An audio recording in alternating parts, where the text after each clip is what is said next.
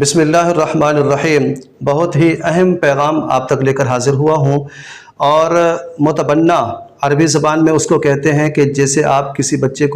کے بچے کو لیتے ہیں، اس کو پالتے ہیں، اس کی پرورش کرتے ہیں، اس کو آپ متبنہ کہتے ہیں بچے کو، یعنی بیٹا بنایا ہوا۔ لے پالک بھی کہتے ہیں آج کل لوگ اس کو، گود لیا ہوا بچہ بھی کہتے ہیں۔ تو بعض وہ لوگ جو اولاد کی نعمت سے محروم ہوتے ہیں، انہیں اول تو مایوس نہیں ہونا چاہیے، اور علاج بھی کوشش کریں، ہر طرح کی تدبیر کریں۔ اللہ پاک آپ کو خوشیاں دے اور آپ کو اولاد کی نعمت نصیب فرمائے۔ جو لوگ اولاد کسی بچے کو گود لیتے ہیں، اس حوالے سے چند مسائل کا ان کو سامنا ہوتا ہے، اور ضروری مسائل ان کا حل آپ تک پہنچانے کے لیے میں حاضر ہوا ہوں۔ یاد رکھیے گا، نبی صلی اللہ علیہ وسلم نے منع فرمایا کہ کوئی شخص اپنے نام کے ساتھ اپنے باپ کے علاوہ کسی اور کا نام لکھے، یعنی ولدیت کے خانے میں باپ کے علاوہ کسی اور کا نام لکھے۔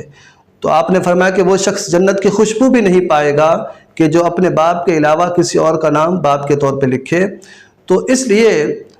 کسی کے بچے کو جب آپ گود میں لیتے ہیں، آپ اس کو پالیں، اس کی پرورش کریں، یقیناً یہ بہت بڑا ثواب کا کام ہے، لیکن وہ آپ کا بیٹا کبھی نہیں بنے گا۔ شرعی اعتبار سے وہ آپ کا بیٹا نہیں بنے گا،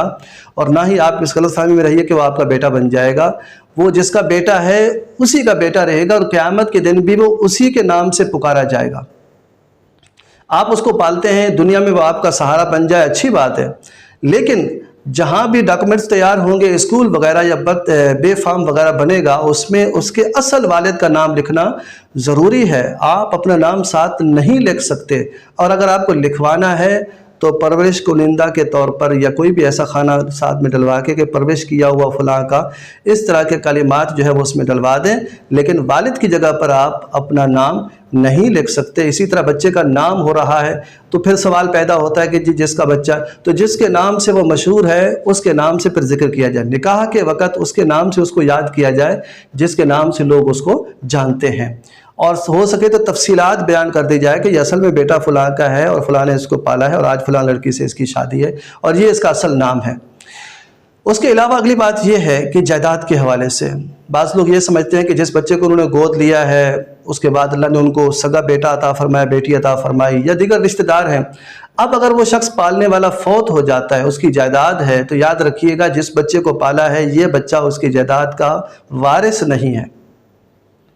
اگر آپ چاہتے ہیں، آپ نے بچے کو کسی کو گود لیا ہے، آپ اس کو کچھ دینا چاہتے ہیں، اپنی زندگی میں ہی اس کو گفٹ کر دیں، ہبہ کر دیں، جائیداد جو دینا چاہتے ہیں آپ دے دیں،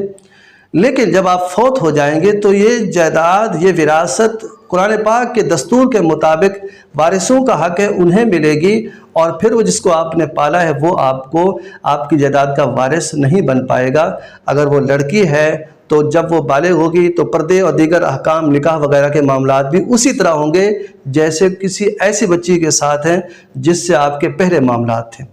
یہ مثال کے طور پہ اگر وہ سگی بھانجی، سگی بھتیجی ہے تو پھر تو آپ سے کبھی نکاح نہیں ہو سکتا، لیکن اگر وہ کسی اور کی بیٹی ہے جس سے آپ کا پہلے بھی نکاح جائز ہے تو پالنے کے بعد بھی نکاح جائز رہے گا۔ یہ میں آپ کو شرعی اعتبار سے بتا رہا ہوں اور کسی اختلاف کے بغیر بتا رہا ہوں۔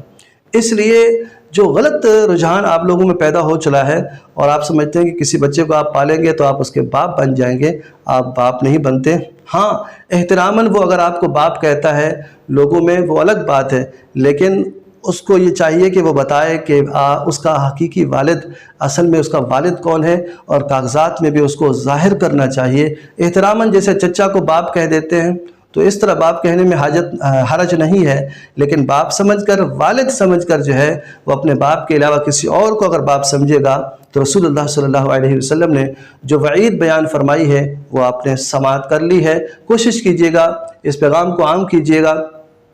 تاکہ جو ان مسائل میں غلط فہمی کا شکار ہیں وہ ان غلط فہمیوں سے نکلیں، اور اس طرح کی دینی درست معلومات سننے کے لیے ہمارے چینل نور صفا ٹی وی اور نور صفا آن لائن دارالفتہ دونوں کو سبسکرائب کیجئے، اور اس کی ویڈیوز کو دوسروں تک پہنچائیے۔ اللہ کریم ہم سب کو صراط مستقیم پر عمل کی توفیق عطا فرمائے۔